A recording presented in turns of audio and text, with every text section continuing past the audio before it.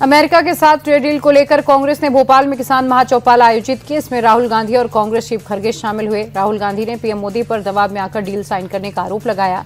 राहुल ने कहा कि ये डील नहीं बल्कि किसानों के दिल पर तीर है। अमेरिका से कपास खरीदेंगे तो हमारे किसानों का क्या होगा। राहुल ने आरोप लगाया कि पीएम मोदी ने एप्स्टीन फाइल के डर से अमेरिका की बात मानी।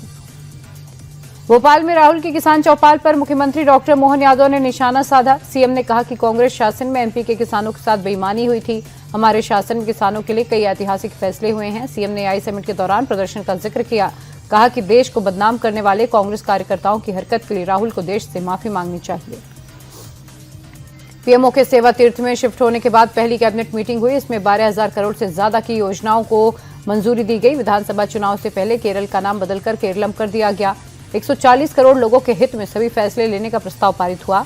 3 रेलवे प्रोजेक्ट्स को भी मंजूरी मिली। श्रीनगर एयरपोर्ट के नए टर्मिनल को भी हरी झंडी दिखाई गई। एआई समिट में यूथ कांग्रेस के प्रदर्शन को लेकर बीजेपी कांग्रेस पर लगातार हमलावर है। गौरव भाटिया ने राहुल गांधी पर आरोप लगाया। कहा कि देश को शर्मिंदा करने के लिए शर्टलेस प्रोटेस्ट की साजिश रची थी। भाटिया ने नेता प्रतिपक्ष को भारत की सबसे कमजोर कड़ी बताया।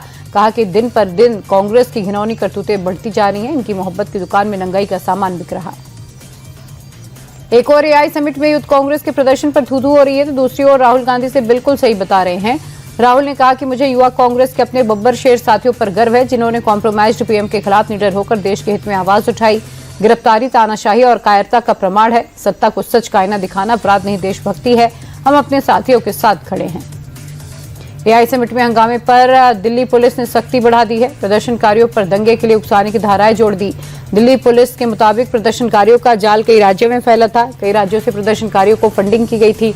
इन सब की कड़ियां जोड़ने के लिए अब इस मामले की इंटर स्टेट जांच की जाएगी।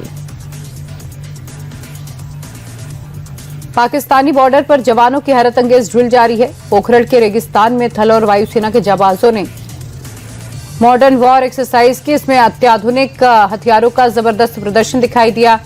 खड़गे कोर की तरफ से एक्सरसाइज का प्रदर्शन किया गया। तोप, टैंक और ड्रोन्स की मदद से दुश्मन के हमले से निपटने की तैयारियों को परखा गया।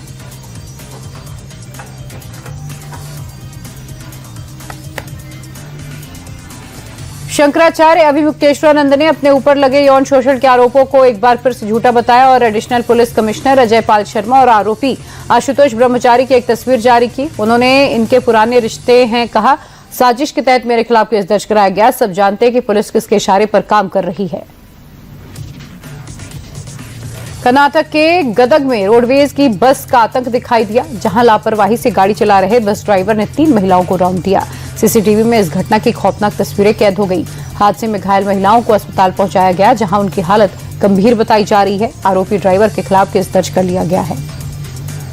कर्नाटक के शिवमोगा में झगड़े के बीच बचाव की कोशिश पर एक युवक का मर्डर हो गया। पुलिस के मुताबिक दूसरे समुदाय से 4 से 5 लड़कों का एक ग्रुप गिरीश नाम के युवक के साथ झगड़ा कर रहा था। इस पर संकेत ने बीच बचाव किया। गुस्साए हमलावरों ने संकेत के सीने में घूसा मारा, जिससे अस्पताल में उसकी मौत हो गई।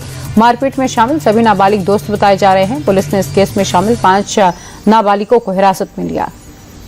हिमाचल प्रदेश के कुल्लू में पहाड़ों से भारी पत्थर सड़क पर गिरे हैं। मणिकरण वैली के पास लैंडस्लाइड के कारण गाड़ियों की आवाजाही बंद हो गई। तस्वीरों में देख सकते हैं किस तरह पहाड़ से मलबा सड़क पर आ रहा है। मलबा हटाने के लिए प्रशासन की मशक्कत जारी है। गनीमत रही कि इस हादसे में लोग बाल बाल बच गए। जबरदस्त गिरावट के साथ शेयर बाजार बंद हुआ। सेंसेक्स 1069 अंक तो निफ्टी 288 अंक गिरा। अमेरिकी एआई कंपनी एंथ्रोपिक के चलते आईटी शेयरों में भारी गिरावट दिखाई दी। Tech Mahindra, HCL tech, Infosys और टीसीएस जैसे दिग्गज आईटी कंपनियां आज निफ्टी के टॉप लूजर्स रहीं। शेयर बाजार में गिरावट के पीछे कई कारण हैं। खराब ग्लोबल संकेत, क्रूड ऑयल के दाम में बढ़ोतरी, डॉलर के मुकाबले रुपए का कमजोर होना भी गिरावट की बड़ी वजह रही। अमेजन ने एशिया का दूसरा सबसे बड़ा ऑफिस बेंगलुरु में खोला है। कंपनी ने 11 लाख स्क्वायर फीट में 12 मंजिला कैंपस ओपन किया। इस ऑफिस में एक साथ 7,000 लोग एक साथ काम करेंगे। अभी तक कंपनी अपने सभी बिजनेस में $40 बिलियन का निवेश कर चुकी है। 2030 तक अमेजन भारत में $35 बिलियन का निवेश करेगी।